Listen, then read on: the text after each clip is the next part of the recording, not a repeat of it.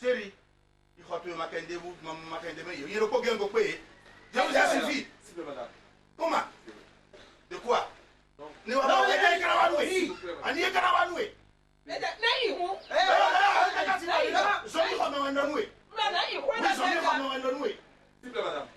D'accord. Oh, zéro. Oh, zéro. Zéro, hein? Magnifique. Ça fait 3 fois il est venu voir ma femme. Bon. Et je lui ai dit qu'un jour viendra. Un jour viendra. La patate de maillot qui marche là.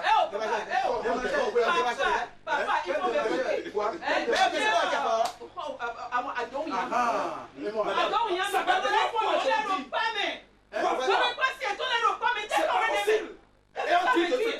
fait comme ça.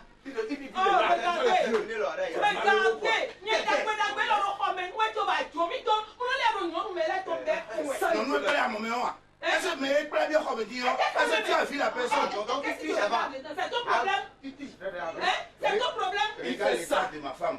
Regarde la femme que tu as. C'est son choix. Papa, c'est pas ton problème. Madame, Mais c'est ça qu'on va en train de faire. les amis, Prochainement, je vais te crever l'œil. Je vais te crever l'œil, je vais voir. je vous remercie beaucoup Oui. parce que vous avez vu que la chambre est libre, c'est pour cela que vous voulez installer ici.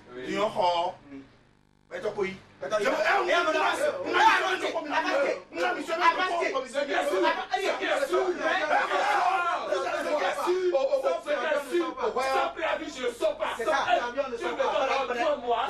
Et après, je prends tu me verses. Vous avez offensé, c'est pas ce que tu m'avais dit le jour que tu étais venu louer ici. Tu dis que tu as insulté autorité, je ne sais pas, il y a aussi tout mais tu n'es pas béninois. Donc je te donne 2 jours. Par la suite, n'a pas mêlé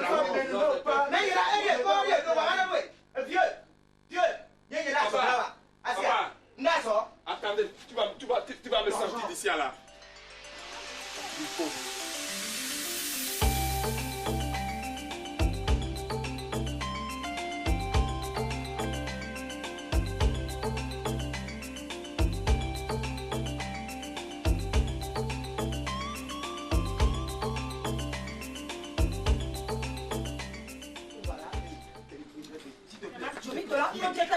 Non.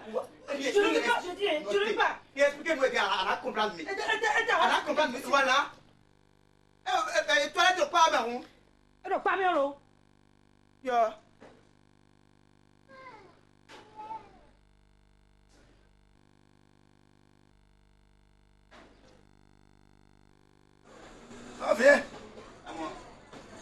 Viens. On a créé. Tu as vu ce que j'ai dit? On a créé.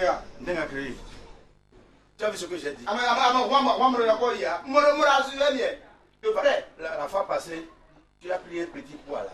Bon, nous t'avons mais pourtant, tu n'arrives pas à gérer. Alors, ben, nous, et tu coupes ça en moitié. C'est à cause de toi. Nous n'avons rien vu là. Tu es un enfant. Tu ne peux pas gérer les cas comme ça.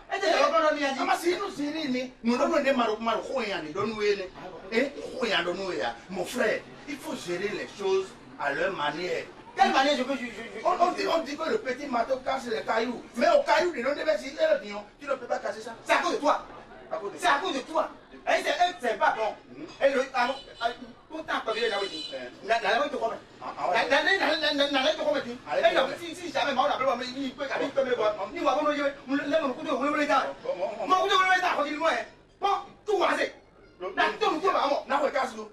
cette fois-ci,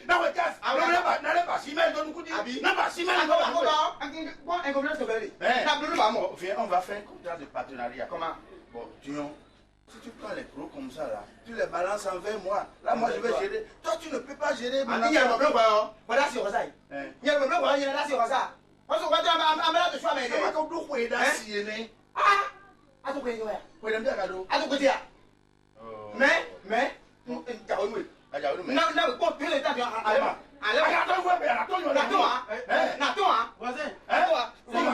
c'est le même problème.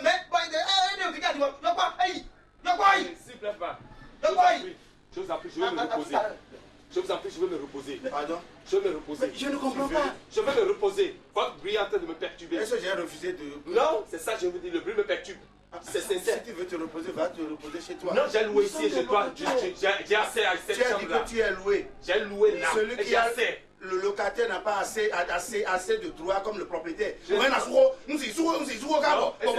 ça là que je vais montrer que vous êtes en train de déborder, vous êtes en train de rester dans votre même si vous me frappez maintenant, moi je ne veux rien vous dire. Parce que d'ici 2 jours maintenant, vous allez partir. Minaï, quoi,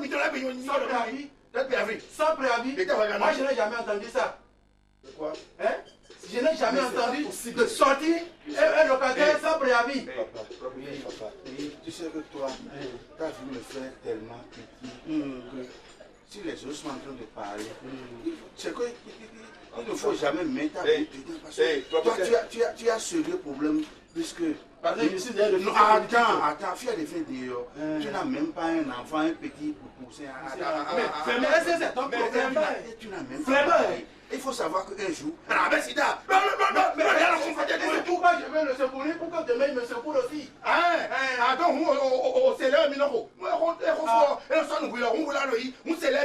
Mais vous êtes trop vicieux, monsieur le propriétaire. Qui est vicieux? Vous êtes trop vicieux. Regarde-moi ça. Qui ne te regarde pas? S'il vous plaît. Est-ce que c'est votre problème? Oui. On va se reposer. Hey, s'il te plaît. Ah, j'ai reposé, vous. Dans mes prisons, fais attention. Et j'ai reposé. Nous avons dossier, nous avons dossier, nous n'avons plus la vie.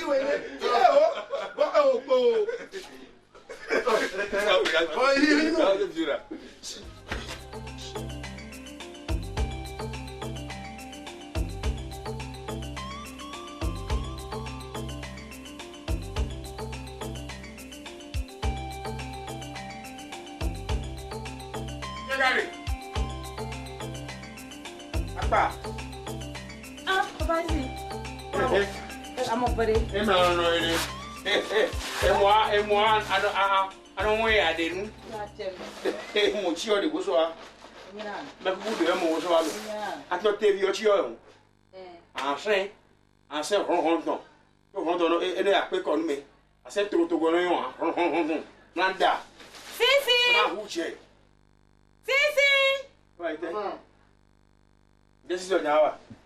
Hey, yao, pas blé, pas. Você ron, boia, blembo, menino, yao. Oh, Assim, ah. Everyone that take you in Jabomoti, when I that if you are. Everyone that if you are. Sisi, oh, it be the new. No, did that come to Sisi? I be an enemy, let me put it. No double Jehuka. Oh, then I'm going to tell them. A double Jehuka. No, did that come to Sisi? But don't tell her for the fee. They can look at that whole of my left. But I thought about the quoi dans la maison. Sisi, don't wait in me go to Moya, and let us have a Eh, am I profit there? And I'm here. I don't a John 1 year. Ah, you da. What after a bed and I double that. No, let dossier me, they feel not just about the comfortable for why those CG or a children are the comfort the young. Who are jelly 50 year old? I'm going to yam. Not to be a widow. In a widow. I was so poor. In a good who are the mecha. Tinton, the mecha. Oh, see, tell you what, man. Ah! I mean, Oh, yeah! Gay! Come on! Yeah. you Oh, I tell you,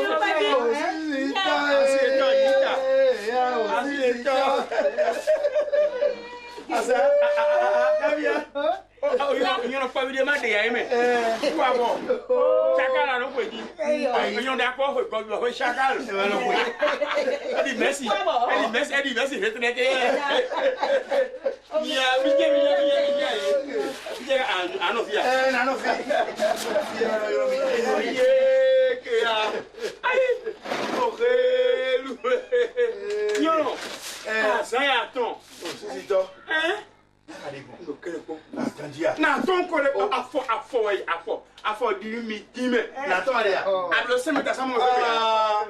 même si tu es sorti, je vais t'attendre. On fait un flip, mais on va faire série. Avec série, aïe.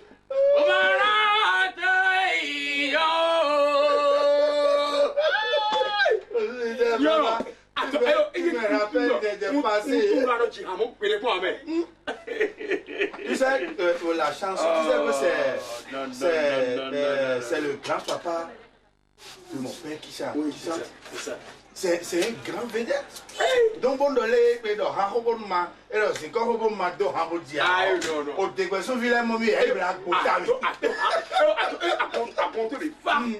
Mami, photo d'or. Il y avait une prise sous moi. Rasson, c'est lieu mauvais, c'est lieu. Rasson, bleu. I don't know.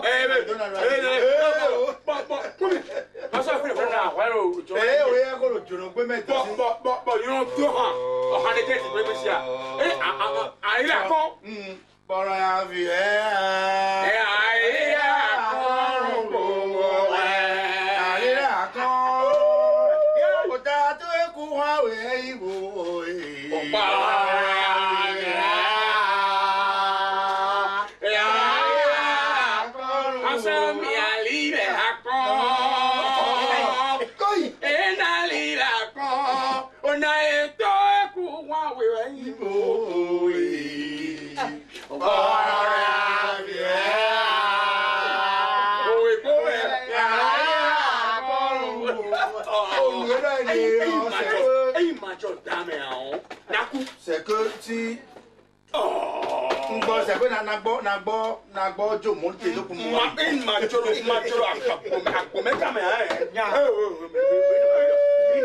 Oui,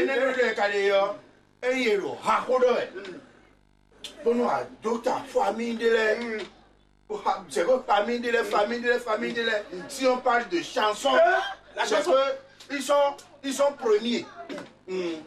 Comment ça va? Oh, si je suis venu ici, naïvement confité. Je parle de ta soeur. Ah, c'est sa soeur. Non, non, à moi, il y en a des houilles, et des houilles.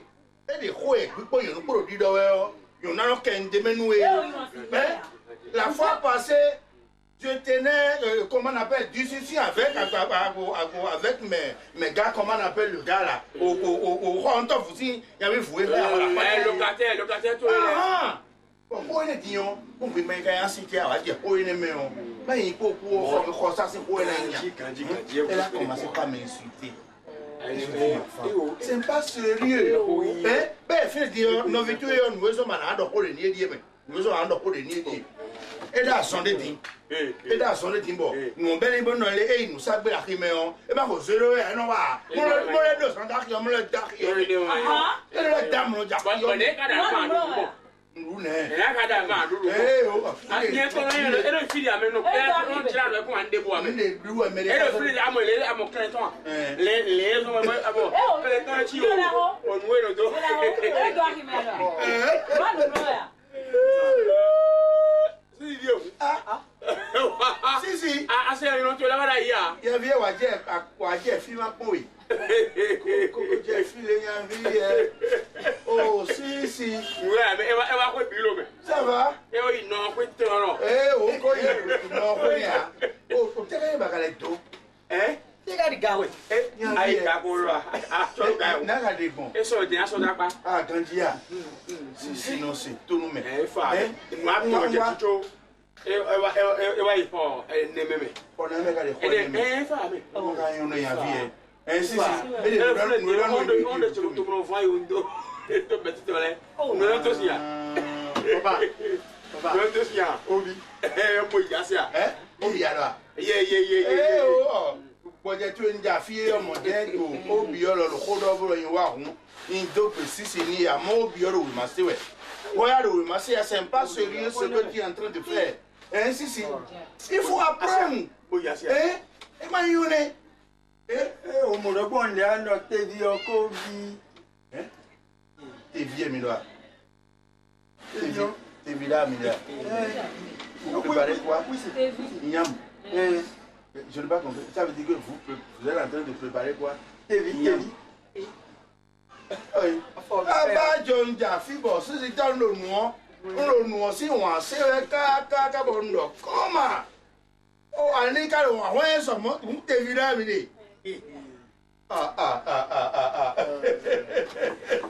Voilà, il y a des deux, tu viens là, alors. Tu vis. La loi, il y a un terreau. Mais au théâtre, vous pouvez diminuer.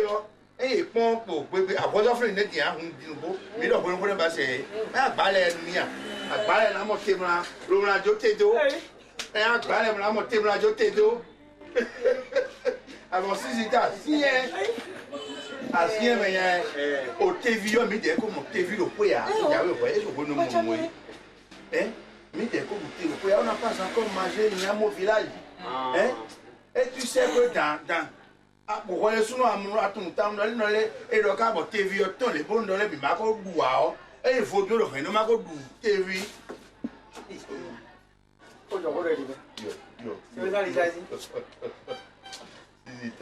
Vraiment, une tour de visée de nos blagues, mais ah, et Rolo va faire de la liste de ministère, TV, il y a des soins à nouveau. Oh, si, dans le classe, il y a vie. Ça c'est du yam ça. Aïe.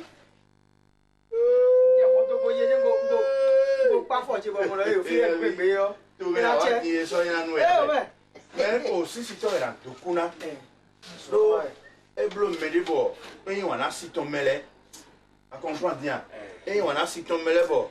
Quel que soit le fafi de buena mode yo. Et là quoi na we to fome. Ala dok beni me. Et là quoi na we to fo. Modèle comme moi, les gens bloquent malade ou moi, ils attendent un roton mais à moitié. Et quand la tienne nous n'a pas ça c'est bien, n'a pas en vie. Qu'on est là beau ya mais, ah c'est là, qu'on est là beau ya. T'as vu? Oh, mas bleu journaux mais fille. Oh, c'est sinon. Yanné, t'es lié mais. Il y a un gars qui est là. Yo, tu viens quoi pour le même? Quoi pour le même? Hein? Tu viens quoi pour le même? Il m'a dit. Ah, il m'a dit.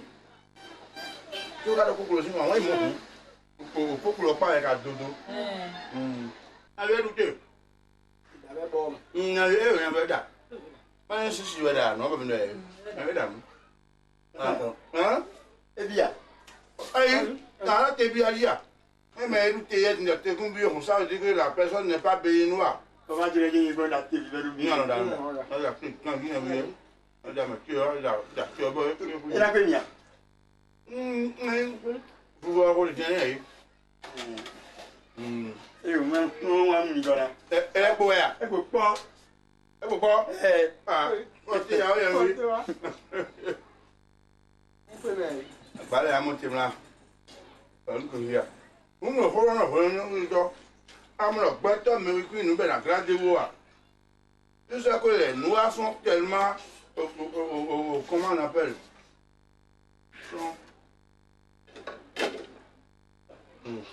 Télépotant.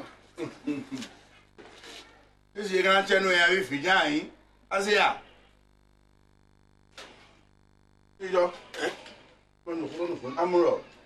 Ben, le fils peut nous adapter. Quand on peut regarder.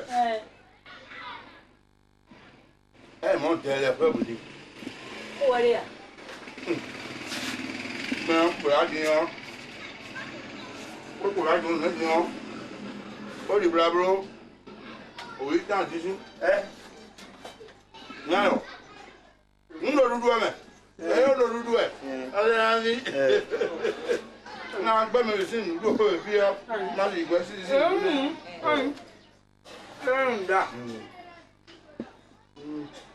Avec le doudou. Et donc, et bien, il y a un somme, il t'en faut qu'on voit. Là, vous me dites, bon, bon. Il y a vu des. Avec les moyens quand vous êtes dans le on n'a pas le mauvais. Tout ça que. Au tasse. Elle a osé, je me dis que je suis un flieu.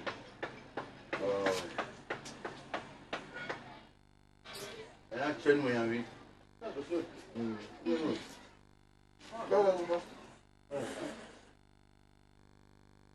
Il doit te prendre, mais. Oui, elle est là, moi, elle est là. Ah, au quoi, de côté, pas si. Ah, on tombe. Eh, on va aussi. Oh, il y a pas mal de à fond, j'ai mis au. Et à fond, le mec passe en fait à voir nos vous même. Maintenant, vous n'en mettez pas. Oui, il y a un hour à mi. Na bien peu. Na bien peu. Oh, ya vitu no le Roberto. Asi to ma divia. Asi to divi. O we do nu mo no na ni le fa foto ka bo ipon lo yo ko ere yin. Mi la lo pe me fi wiri e ko si to wiri e. Mi la lo pe me fi ka bo yo po ni amo ko bo divia di. Ni le suna so no ku te ka ba ipon. Ale ko no pon sa ho to mo lo di han. Ele a do fi na kon fi bona di han. Avec Bernard Domi. Oh, Navi. Oh, mais au Saki, c'est ton. Ou bien Hawana. Oh, si. Bien, Saki, c'est ton Hawana. Mais pour ta badge, Saki, oui, c'est ton. Eh, oh, Somo, ya ben. Somo, ya, Saki, oh. Eh, oui, à partir à partir de toi. Man, you put to my Jivia. Now, we will have a bad pay for my Junia. And I'm going halfway. I want so long to do a song, but so soon to turn as a Junie, I won't even under. Osaki with the tongue fit to it. As you can see, no one I see we walk away to the they home lady, no one, no how we, only no one how we, and Saki, to come out more to tongue. As soon as I go to a demand. Asuza, Suza se go to a demand. Bon, but I not done, but I know. No graphic go media, or Hobono Mimon, a massing Hobon Fia. One a pen of Conto Brandani Berano. Oh, Saki, Titon, way of Venmi won't be. I said, learn there. Eh, no, but do one, no one had to soon a bob. Uncle Honsu Koto. Eh, if you want to go to any where you say, very common Hobon as one Chiandoya to bet Chiandon, Mebego, Mr. Tia. Eh, the Huna Nabio, Fiasi, you got it. Oh, see, you know, to win me. what? I want to do it here. Yeah. Oh, the turn. On fait des mains au TV d'abord, tu n'as rien vu. C'est tout. Faut écouter ce que ton papa est en train de te dire. Sinon, c'est pas sérieux. Hein? On a une vie. Dans le fil au bord. Nous, les deux, tout est au bilan, gros. Et nous, moyens, dans cette douille. C'est dans cette douille. C'est quoi? C'est dans zéro nouille. Ah, c'est bien. C'est là, il oh, vous allez regarder. À l'oco, c'est pas à l'oco ça. Fais bien, allez-y. Eh, j'ai dans du pont, ya. Quoi, le gars, you go fear, ya. Aïe, oh, mien. Mien, c'est pas. Eh, ouais. Eh, mien, fille, n'a des dias, mais nous, nous, nous, mais nous allons nous, nous, aïe, bon, on a la soie. Ah, c'est ah, eh, tu veux la hala. C'est donc, eh, à mon lait qui est, eh, c'est ton de la dope pour nous. Bon, mais bon, nous, eh, tu es à. Mais ça va, how to be there. Hey, on a bien précis. Et la chaîne, on a vu sur moi. C'est consommé. C'est la chaîne. Et la chaîne, mais. Sinon. Ah, Mina. You know, baby, et la bosia. On nous donne un des oli boni. Boka damasi boni nous. Asia. Et on se go do pour moi. Et assis et quick bon. Ndobero pona na para wa nous. Asia. Oh, et bien mais aussi to. Kuda so to e. Ko ne don we me. Asu we mamo, nju do. E kan chenu mi. Le mi o kan ho do we gba ho gba na ho kan do mi wu. Mi se ya. O si to hu ho ne me. Asia. Eh, o maso ati bolo mi ayi mi di o. No fi bolo ka po wa. Me do pe ganu me. O. Ani kadi do fi. Il no be bloody. Tisi. Ya bra de vous dire. Va, millionnaire. Donne-moi à manger. Je dis donne-moi à manger. Bien monsieur Fiora Kolobo. Là, on te dit goûter. On le fait longtemps. Adara, je vais bien goûter que. À soir, dans le mouvement, il y a dormi. Et nous, on fait. Comment ça? Là, on te dit goûter, on le fait longtemps. Et puis, on a tout me voulé, notre chien ne bougez pas. Alors, je béton, mais je me suis dit, ah, mais je me suis dit, oui, à début. Bon, je me suis dit, je me suis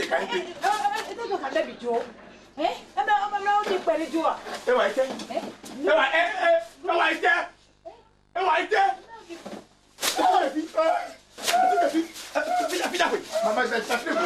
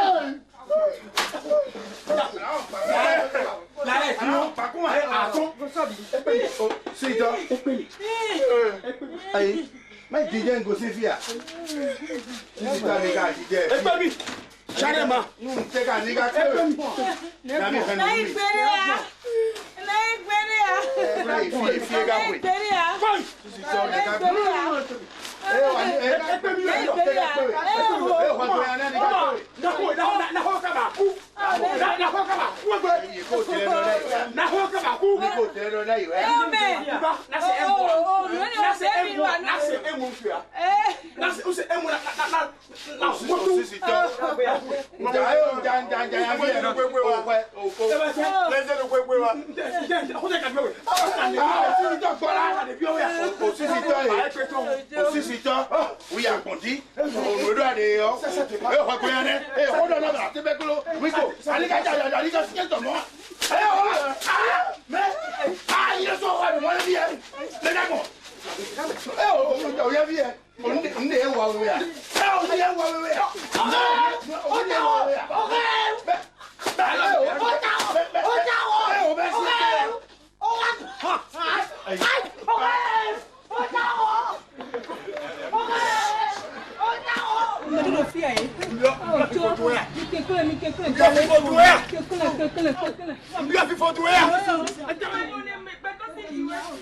Ça finit?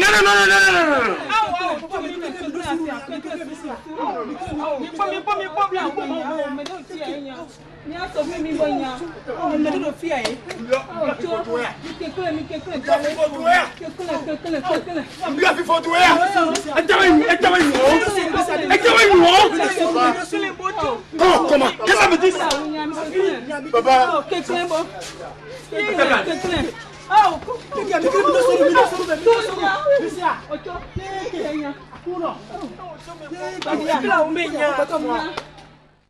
Madame, avec la commande. Avec la commande.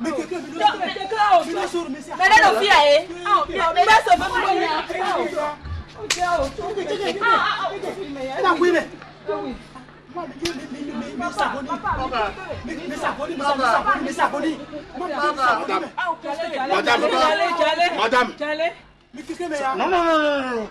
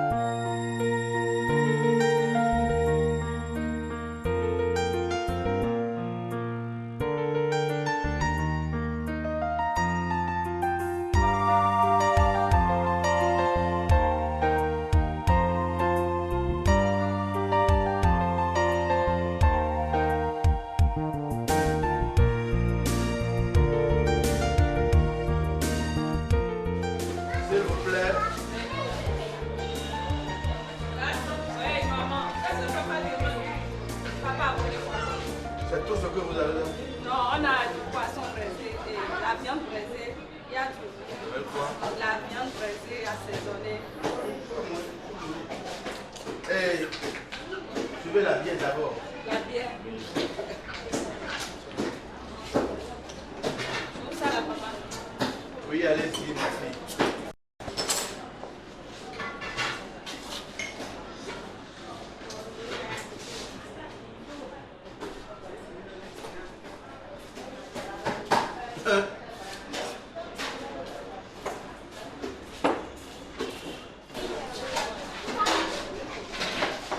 Madame, s'il vous plaît. Ah, je viens, papa.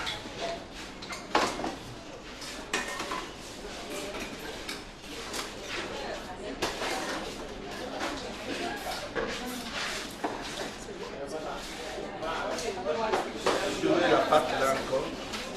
La pâte, voilà. Je veux deux. Non, elle n'a pas fini de manger ça là.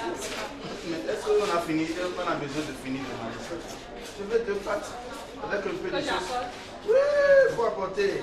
C'est moi. Moi, je vais apporter. On va non nous rendre. C'est bon. Na économie bleu. C'est bon, toi. Ah, on va voir.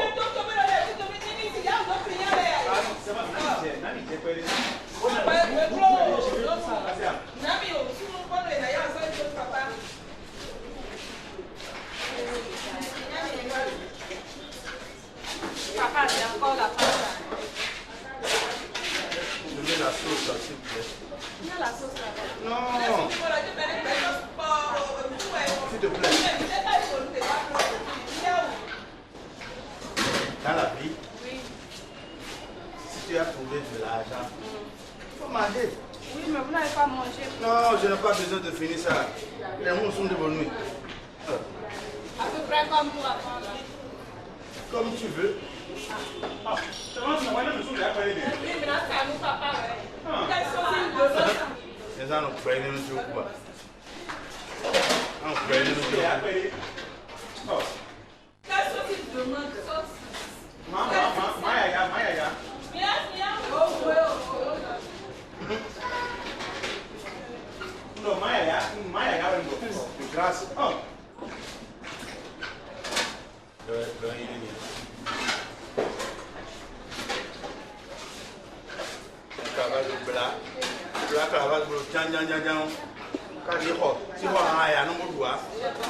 C'est ça. Voilà, petit encore. Merci. Merci. Non, laisse ça. Je laisse ça. Non, laisse ça. Laisse ça.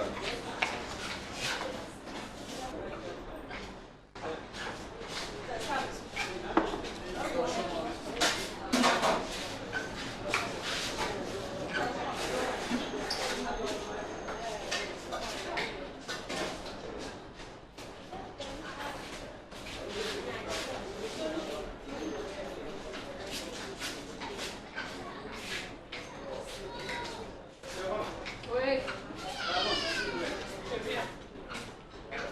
S'il vous plaît, Papa, madame. ça là, c'est bon maintenant. Pas encore.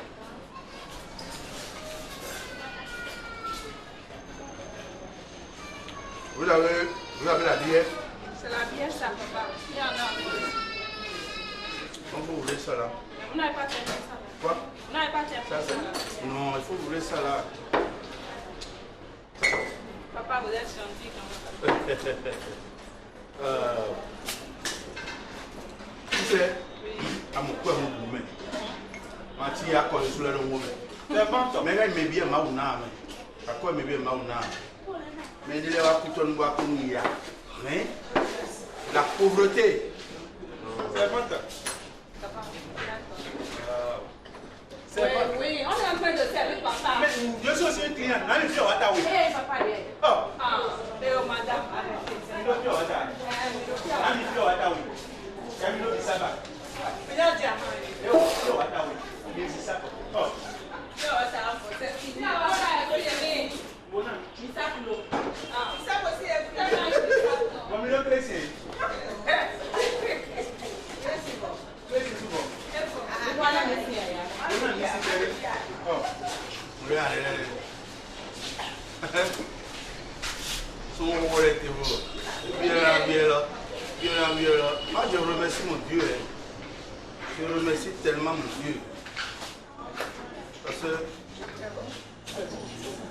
s'il vous plaît, madame, Oui, attendez, papa m'appelle. est-ce que vous avez du poulet? Ouais, papa. Poulet avec du riz. Du poulet fraisé avec du riz. Puis moi et les Non, ingrédients. pourquoi m'a vous servi nous? C'est moi ça. Et tout ça, ça reste là. Non. Viens. Papa. Je ne suis pas comme les autres. Comprends bien. Dieu m'aime et j'aime Dieu aussi. Vous dépensez. Non, c'est que c'est comme ça qu'il faut être dans la vie. Il faut dépenser pour faire des estomacs. À Canada, à Canoué, Mamblo, il m'a dit les mots. On les qui roule beaucoup à l'envoi. Non. Papa, j'arrive. Poulet. S'il vous plaît, madame. Attendez. Poulet, c'est papa.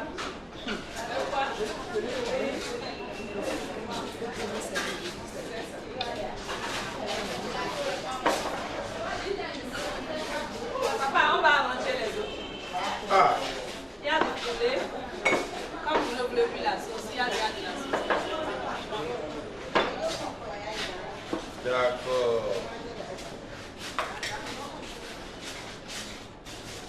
Vraiment, tu es respectueuse. Hein? Oh, papa, C'est c'est très bon. grâce à vous qu'on est là. Ça peut aller. C'est bon. Et vous avez Sprite? Oui. Mais il y a comme ça, il y a pourquoi la maison. Non, donnez-moi Sprite. Une remarque, madame. Une remarque. Comme aussi des gens, c'est le temps Vous ne payez pas à boire, vous êtes assis. J'ai demandé Sprite.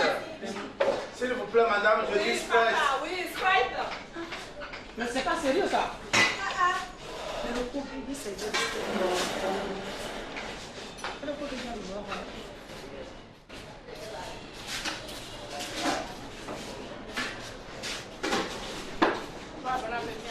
Merci.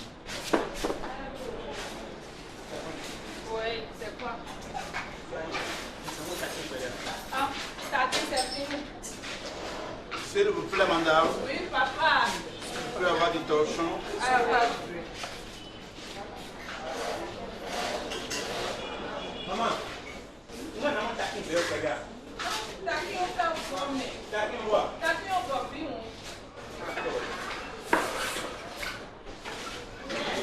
Fonction de na we oro. T'as qui veut, nous. Tati we do. Tati ko du am then papa.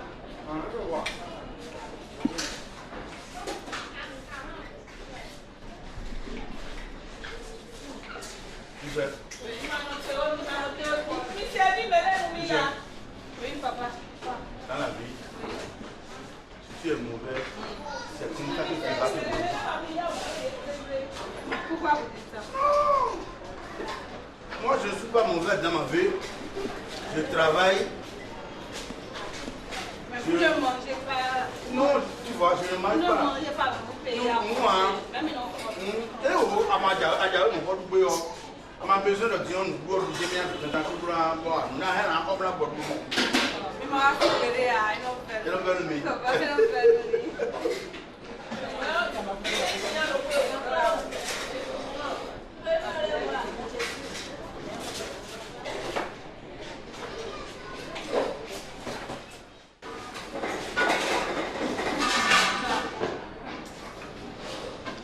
Bon, tu peux parler.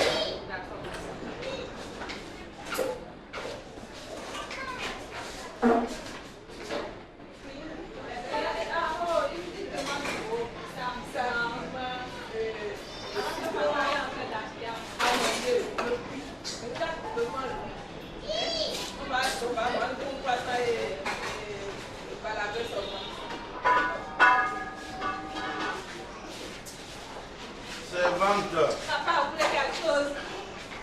c'est tout ce que vous avez comme à manger. Papa, qu'est-ce que vous voulez encore? C'est fini? C'est presque fini. Ou bien je vais demander à maman s'il y a encore. Non, ça va, ça va. Vous n'avez pas de l'appétit. Attendez qu'à vous m'en donner, vous avez dit. Mais ça va. Je peux avoir du savon, s'il vous plaît.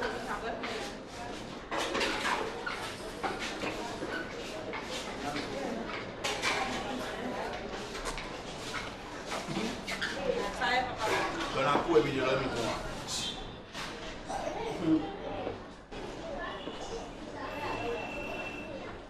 alors, vous pouvez mettre un truc, quoi. Tu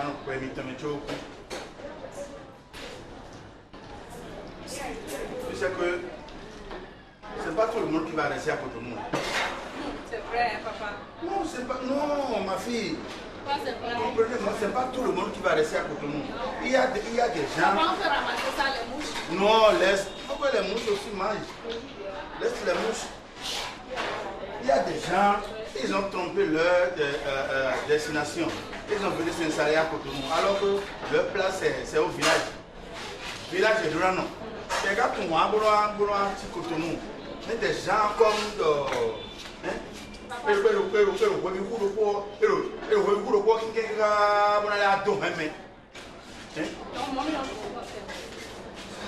Mais chez vous aussi, il n'y a pas assez de manger. Hein. Il y a des endroits que je prends pommes de terre, pommes frites. C'est que tout ce qu'on appelle manger.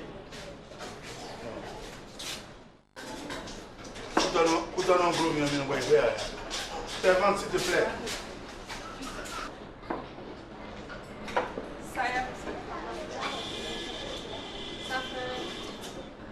Tu as compté tous les poissons? Non, ceux que vous n'avez pas ouvert là, on n'a pas de. Non, il faut compter. Ah, Béata va dire, elle faut compter ça dedans. Non, matériel noir, et au final, mon temps, moi. Bien, vous allez compter.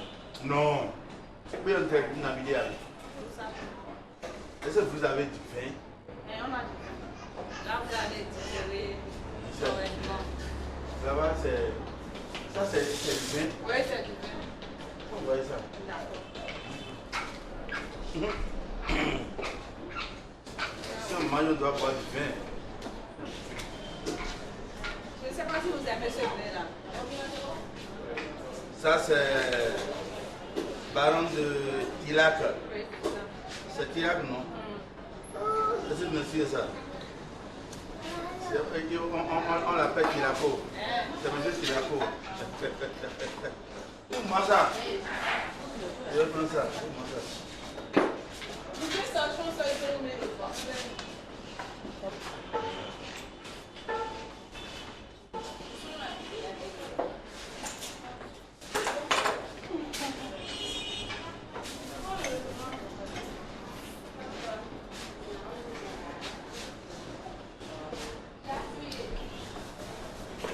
Elle demande pas tout le mouchoir, elle n'est pas dans les torchons.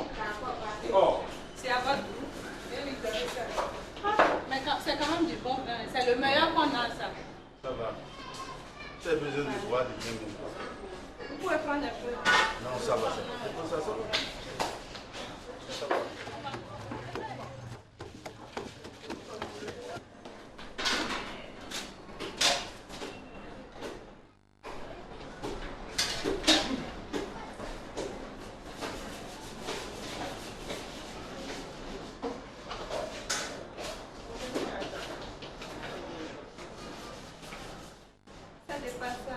Non, ça va. Merci, papa. Oui. Vous êtes vraiment gentil. Non, c'est gratuit. Bonne digestion à vous, n'est-ce Oui. pas? Merci. Est-ce que c'est... Pardon. Addition.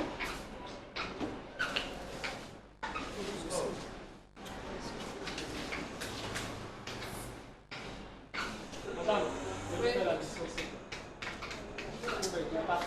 Ça fait 950. Hein? 950. C'est vente. C'est vente. Ah, c'est bien. Addition, non? Oh. Je vais laisser un déguisement ici. Vous avez pris 3 pâtes et maman 2 pâtes. J'ai pris 2 moments 1. En plus, la sauce 100 francs. Ah ouais, c'est ça.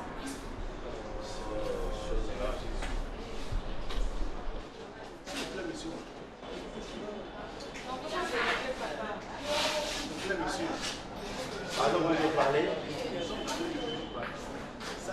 Je vous reçois faiblement, monsieur. Mais ça vous gêne 12 ans. Voilà. De grâce, ça vous gêne. Bien sûr. Ça veut dire que ma cigarette vous gêne. Bien sûr, non. S'il vous plaît, papa. Là, nous sommes dans un endroit public. Et nous mangeons. C'est pas sérieux. On mange. Ça vous gêne. Oui, ça vous gêne. Mais si ça vous gêne, vous pouvez vous reposer. Vous avez déjà fini votre repas, mais allez-vous-en. Ah bon, il y a trop. Mais nous, nous, nous, Nous n'avons pas encore dit que nous avons fini de On n'a pas dit qu'on a fini. Regarde, la preuve, moi j'ai encore ma sauce dedans. Non, je sais ce que tu es en train de faire. Oh, monsieur. Qu'est-ce que ça veut dire? C'est pas sérieux. Qu'est-ce que c'est pas sérieux? Je dis, tu ne peux pas allumer ta cigarette ici. Quand même. Nous, Qu'est-ce que ça veut dire? tu ne peux jamais Et payer tu ça. vas faire heureux comme ça, toi? Mais ça veut dire Toi, quoi? tu regardes ce que tu appelles. Ça là, c'est pas de la richesse, ça. C'est du gaspillage. Mais ça là, c'est du gaspillage. C'est moi qui ai travaillé. Maintenant, non. À Tu quoi as il travaillé va? pas, ça, je m'en moque effectivement. Maintenant, tu éteins la cigarette, tu éteins ça. C'est fini. Oui, c'est fini. Nous sommes dans le public ici. C'est bon. Qu'est-ce que ça veut dire? C'est vrai ce qu'il dit. S'il vous plaît, papa. Toi, tu as de l'argent comme ça.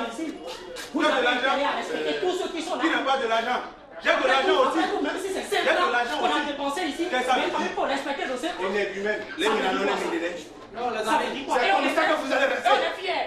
Hein? Ah oui. Ah, il y a une place, mais on a envoyé côté nous. On est fiers. Ici, on veut l'air. Vendeur de gay. Vendeur de cocaïne. Vendeur de drogue. Comme ça.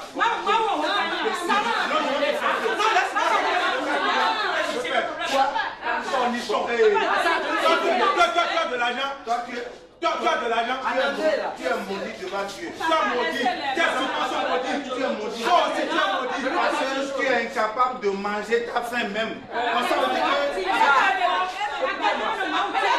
Attendez là. Papa, je voudrais vous demander une chose. Allez-y, demandez-moi. Vous avez des enfants? Quoi? Est-ce que vous avez des enfants? C'est impuissant. Mais attendez. J'ai- Papa, répondez juste à ma question. J'ai plein des enfants et mes enfants mangent comme moi. Ils sont déjà âgés. Oui, La situation est bonne. Est-ce que toi, tu as Attends, il a des enfants âgés, donc essayez d'aller vous faire interner. Dites à vos enfants de vous faire prendre des soins. Tu dois bien riche. Tu dois bien riche. Calme-toi. Mais est-ce que toi tu peux payer les manger comme ça si on vous les... C'est du gaspillage. Écoute-moi. Tu as vu ce que tu viens de faire? Oui. Tu es déjà âgé. Tu comprends? Tu es déjà âgé. Ton âge dépasse tous ceux qui sont ici là maintenant. C'est ça. Tu comprends un peu? Mais ce que tu viens de faire ici là, on appelle ça du gaspillage. Non seulement tu as gaspillé de l'argent, et tu as encore insulté les autres qui n'en possédaient pas assez. C'est pas bon. C'est que quitte ici maintenant, vraiment je t'implore. Va à l'église, priez Dieu, prie de pardon, c'est très important. Mais où est-ce qu'il a pu trouver? Où est-ce qu'il a pu trouver C'est très de l'argent important. pour gaz? Tu as trouvé de l'argent, le bon Dieu t'a donné de l'argent, mais tu as fait de n'importe quoi. Il n'a pas de l'argent. Mon frère. Il a les volets. S'il te punit pour Frère, cette je fois-ci. vais te dire que toutes les paroles qui sortent dans ma bouche, c'est envoyé par Dieu. Donc c'est Dieu qui m'a dit de te dire que tu es maudit. Tu es fou. Et si jamais tu m'as forcé encore, je vais te frapper. Non, Non, laisse-moi. non, Si tu m'as forcé encore, je vais te frapper. Va frapper ton père à la maison. Jusqu'à mon frère. Va frapper ton père à la maison. non, calme. Je vais le frapper.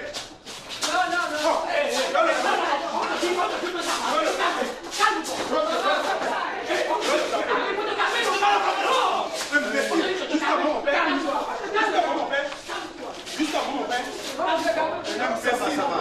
Non, il y a le temps là pour pas regarder. Il y a le temps là. Il y a mes enfants qui sont âgés plus que toi. Et il faut savoir que...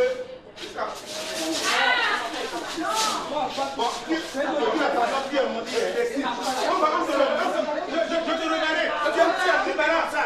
Salopard. Ce n'est pas une peine de vous Vendeur de drogue. Vendeur de cocaïne. Espèce de Imbécile. Caille vieux. Imbécile. Viens. Tu as de l'argent. On a de l'argent, mais on a des projets. Espèce de salaud. Un pauvre comme ça. Je pense à mon avenir. Comment construire ma maison? Comment acheter ma voiture? Putain de merde, va. Bon, mes chers frères,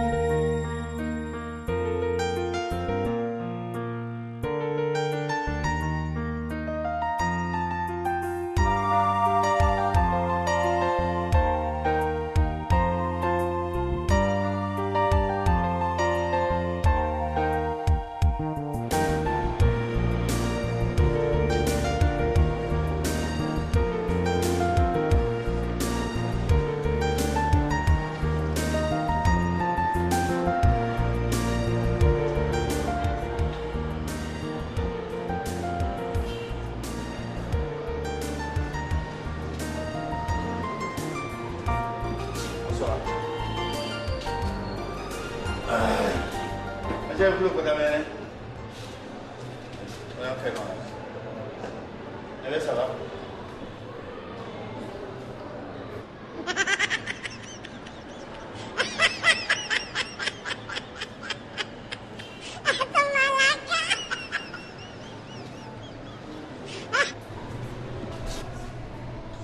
Allô?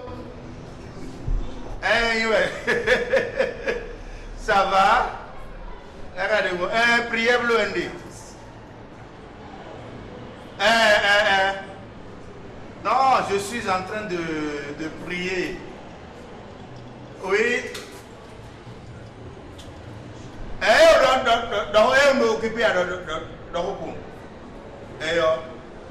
On a fait des prières dans les gars.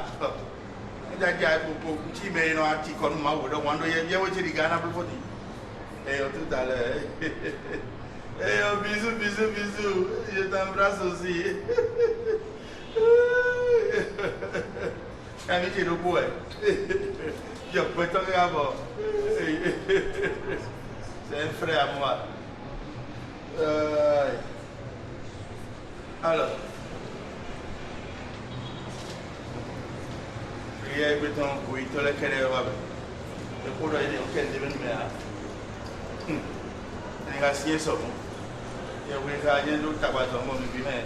Ça s'appelait.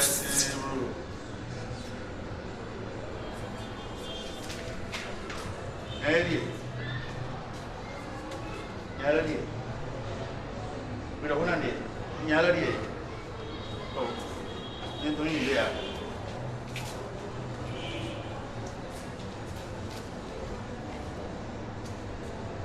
Ewasi.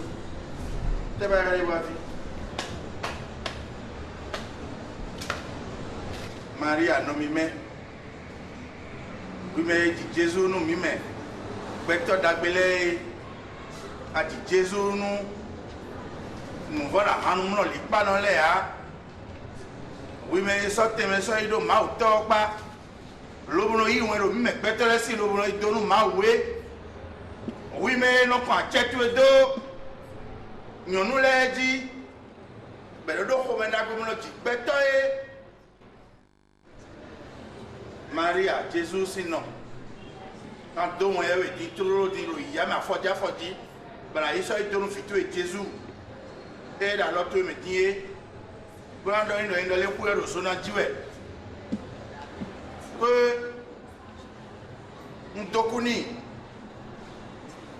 après nous dokunoué, parce que à Blomi Bounty, il y a un autre Joton, nous faisons le roi, à Blobon, nos mamans, tu es non, nous allons prier, bloquer, je prie tous les jours. Je ne suis pas comme les pécheurs. Au nous est dans nos endéaclous, nous croyons dire au tofier. Au y a des temps, Marie a sans reconnaître ton tien. Est-ce que tu la reconnais parfaitement? Mais il y a un vieux et son fiton. Au second de ce qui dit oh. Donc, ben, les bébés, ciao, ce qui dit nous y a un dieu. Alors, sans reconnaître ton tien. Et nous, il a au groupe, on a ma sorte, nous, il ne faut voir. Beto leo ils n'ont pas besoin de nous maman mais là ils ont fait des bimons de nous mais il ne voulait pas dire la vérité mais il y a tout le côté ton dia à quoi Jésus Christ au filo pour le mauton attends nous si c'est mau de poguer mais il y a pas qu'à toi tu ton dia coller après ton nous contrôler moi avec demi pour ça reconnaître ton haut nous donne un dia Maria quelqu'un nous dit ya maintenant il a fait tout et Jésus. Beaucoup de nuit. Moi, dans les filles, nous, on dit, il y a eu des mains à l'air. Et il y a eu des pains. Et tant qu'il a dit, il y a des souhaits de l'eau. Vous allez, et Babonou, nous couillons à toi, nous couillons à toi. Et là, il y a nous couillons le faux. L'eau, il y a le faux. Mais nous sommes fatigués. Les gens comme ça, nous sommes fatigués. Ils sont parmi nous. Ils sont en train de nous polluer. Il y a un virus. Ils sont en train de nous virer. À Clono, non, même Maria. Attends, nous si c'est mal de côté, Michel, il y a Saint-Michel d'eau. il y a des temps, et va beaucoup de temps si mêlé, mais le frère dit, nous blabla bien sur à 6 ans. Et la 6 ans, et le fit la Huawei. Ah, ça m'a aidé, et la Todia de faux. Et la Todia de faux. C'est Gagnon. Tiens, Joto Gagnon. Mais là, c'est Gagnon. Mi blalo ni beto si kono ya. Mi blalo ni beto ya. Mais là, c'est Gagnon. Aïe, tu me dis, suspendu, il y avait un béton de Khosa, et m'a dit, mais le possible prière, mais le Khosa, tant que Khoye de m'a passé à vous, mais le possible prière m'a passé au Maria, car notre Khoye d'un débo, il m'a dit, il est bien comme ça, et puis, pour te voir, et tout l'écho, m'a dit, il y a un peu de bois, notre école, m'a dit, on va filer, voilà, pour que tu vois, oui.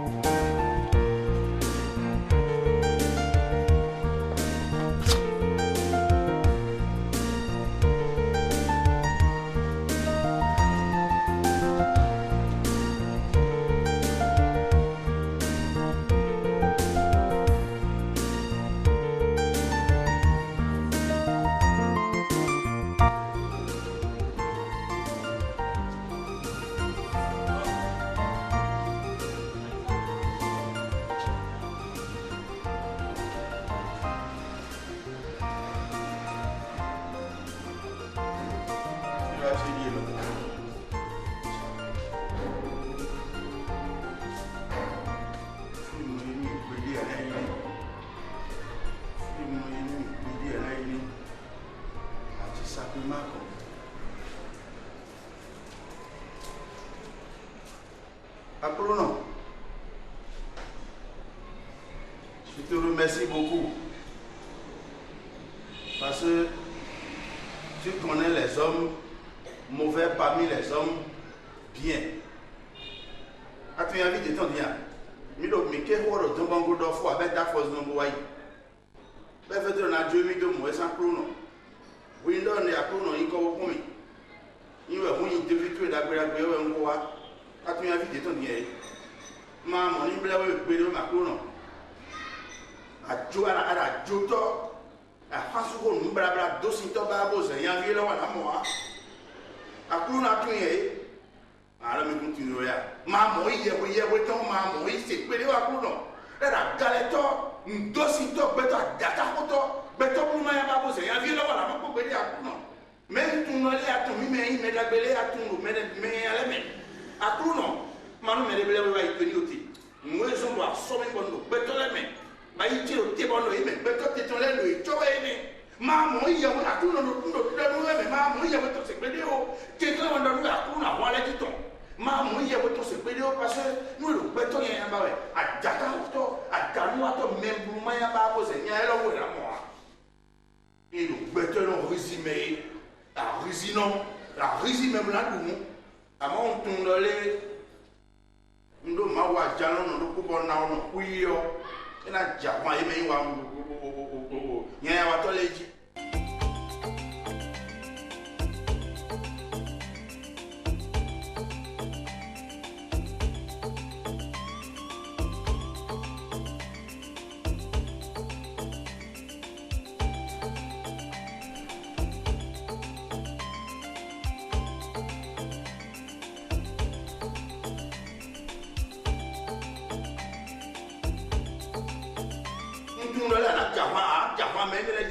Bon, mais la fille ici, ben, pour nous, mais des médailles, mais non, ouais, allez, mais posez à Ekabi, tout ça, nous, à nous, mettons Jésus-Christ, au cas de coup de temps.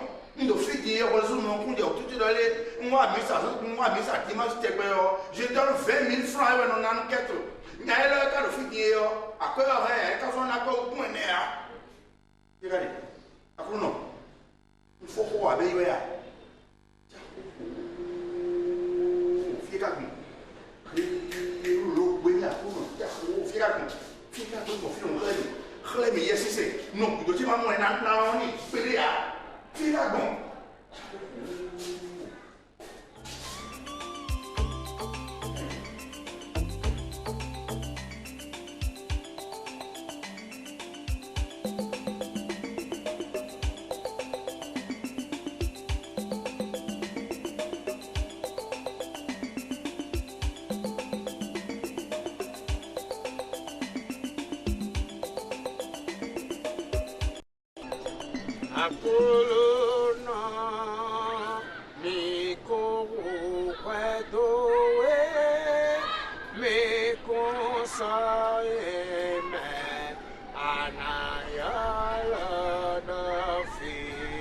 Dieu ne veut pas la chanson d'un pécheur. Dieu, tu ne veux pas la chanson, hein? Tu te rappelles bien le jour que tu m'avais dit que tu ne veux pas la chanson. Ah bah, pas autant une chanson, hein? À Kouno. À Kouno.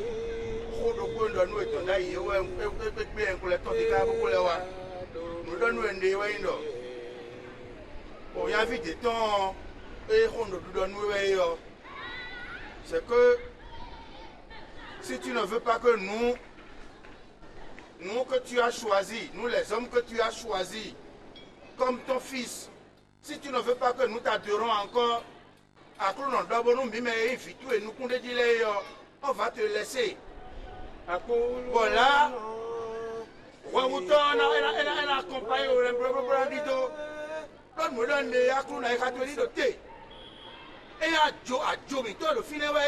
le gars, il est tellement terrible dans ça.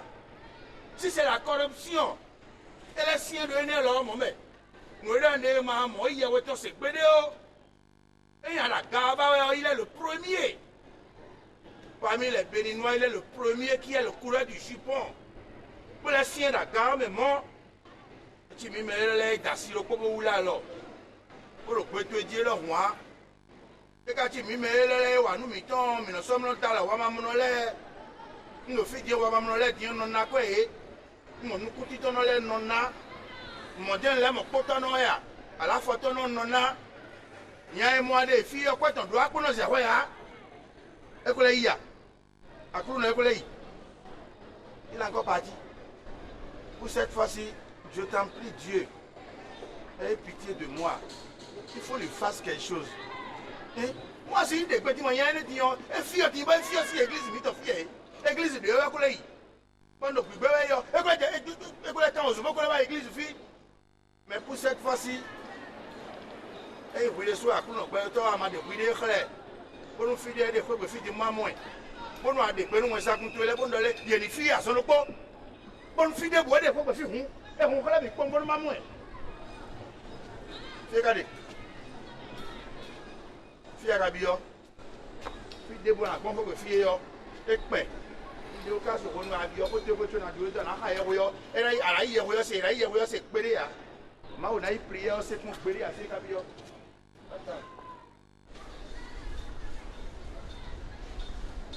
ah toi tu le voyais voyais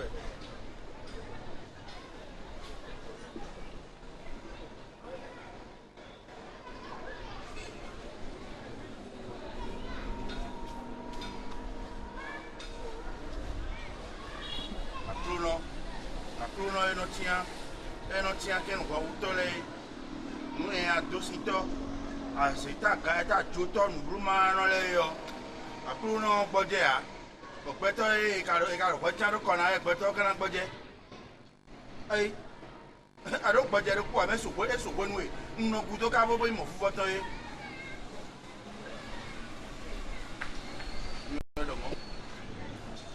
cambier de l'homme monsieur cambier de l'homme monsieur. Pardon? Quel est votre problème? Vous me parlez? Je dis, quel est ton problème au juste? Je suis en train de prier. Quel est ton problème? Mais monsieur, c'est trop, c'est trop. Passage mon passage à la limite. Ça ne va pas. Qu'est-ce que je vous ai dit? Mais maintenant, je suis en train de prier.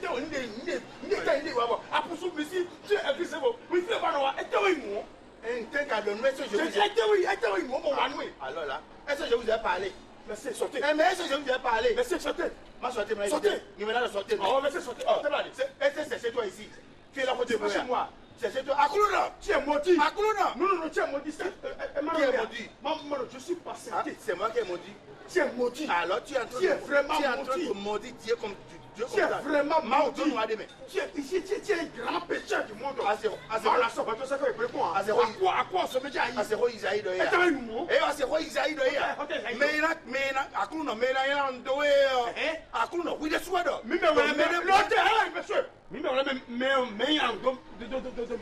Quoi? Hein? Mais en demandant. Si ma colonne, mais de quoi bito, mais en autre famille tout le monde. De quoi? Il y a de quoi vous donner. Il y a de quoi vous donner. Je n'aime pas ça. Donne-nous Mao. Je n'aime pas ça. Donne-nous Mao. Donne-nous Mao, Dieu, c'est fini. Non, c'est fini. Attends, donne-nous Mao, c'est fini. Que le temps là. Il y a que le temps. Que le temps. Seigneur. Mais Akuluna. C'est le père mais. Quoi nous aider? Ma compagnie n'a pas un mot. Nous assis, Dieu de base mon boy. Non, était. Bon oui, c'est quoi bon assis n'a pas tué mais n'a pas. Est-ce que ça à la semaine. Ah, pas tu vois, ah ça va. Voilà, à la semaine. À la semaine non. Ça va le tout. Non, il y a tout na ça va. Ah ça va. Na ça va. Quand on ne pas de quoi. Allez gawa. Nous prions chez Bloé. Prier. Nous prions, nous croyons que nous prier de blanc blanc. Nous croyons que nous non fiti. Ah ba ben nous, e ka ben nous yo. A ben nous me ho ho me. Mon neige we. Bo ha se bi janji. Bo paras de fo. Tu ala poursuivre me. Bo fear am not the hold there. I hold of fear. Ngati do it. Makule. E se do ya. Tu attends. Je se do ya Satan. Mon frère. Les gars se démon se do ya. Écoute-moi. Condition. Ouais, alors mieux il va faire. Ouais là, il y a le tout fait en vie là. Nous va dossier. Nous a dossier tout fait avec un couteau. Alors il y a le fier. Minute de nous pas. Dossier rien là. Mais là non. Il y a des pas loi. Quoi le temps? Dossier pas loi. Quoi le haut wentone? Dossier pas loi. Akulu non. Bateau ya. Il y a bateau ya. Pour fournisseur. Non pas comme l'autre. Mais il y a le fier. À ça nous sommes des pas pas de auto. Na foot pas. Et regarde président de bateau ya. Parce que mais empêcher ma prière, il y a commencé il y a 3 jours. Mais livré combat bleu. Combat était donc. Non livré combat. Alors combat de blanc blanc. Mais il y a là, il m'a dit blanc blanc le don ma mais si prière na il est mis mais il y a quoi là? Akulu no Salomi. Donc nous besoin na ko. Ah Salomi ya. Ali Salomi. Oh ciao! Mais les filles.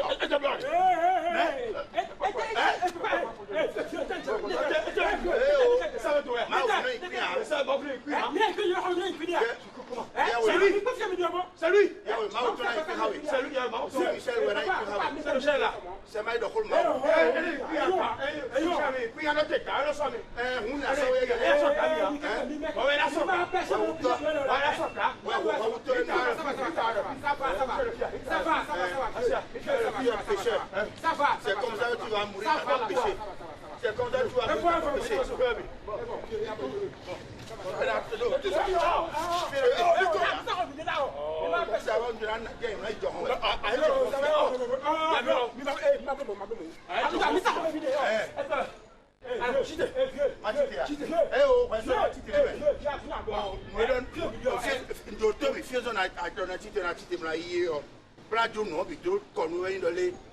Jésus s'est évité ma horrobé, et mi firme me mi mi quoi faut comme de me filer quoi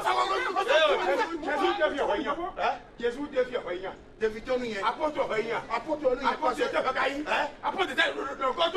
yo cha mi cha lo ben pie cha asi yo we quoi alors quoi toi ya no ya le boga cha ben ya pie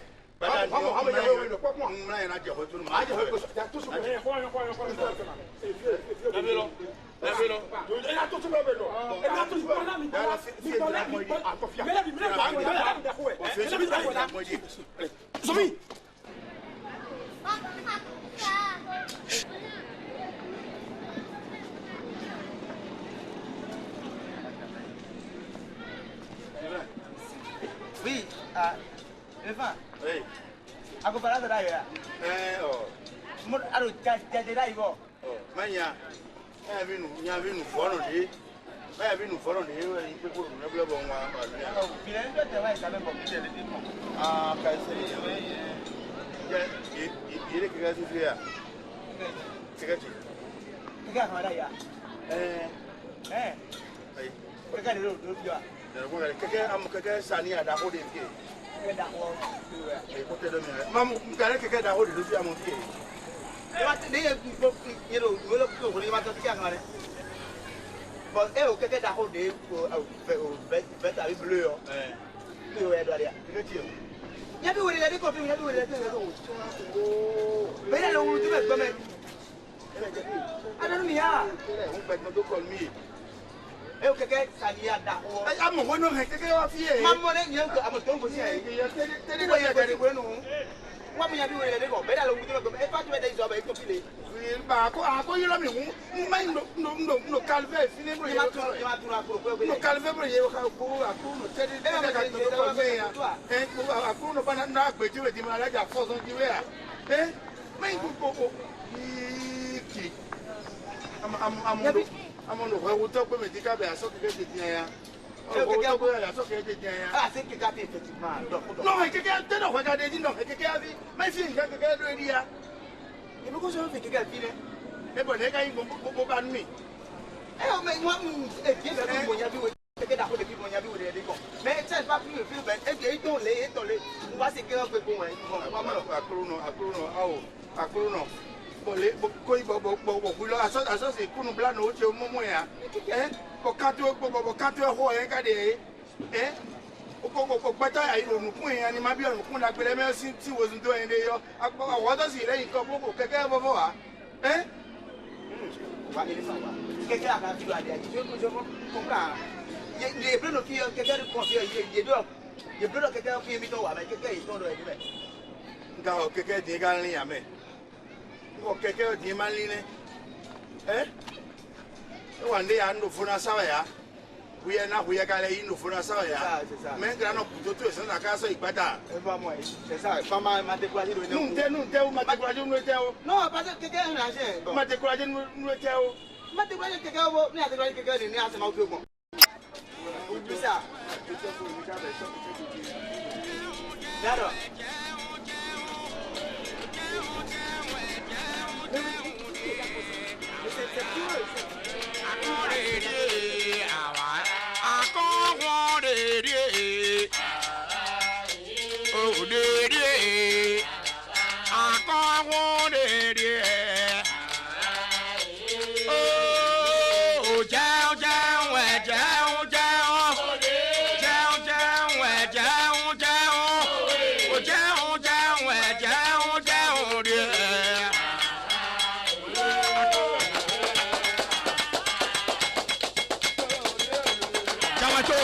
Jawato.